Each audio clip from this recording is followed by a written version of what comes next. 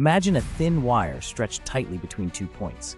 Pluck it, and it vibrates, creating sound. But why does the note change if the wire is tightened or loosened? The secret lies in tension.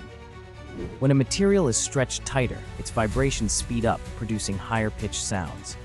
Looser tension slows the vibrations, resulting in deeper tones. This principle explains how different pitches are crafted, from the deep rumble of a thick, slack wire to the piercing ring of a taut one. Tension transforms ordinary materials into the building blocks of melody.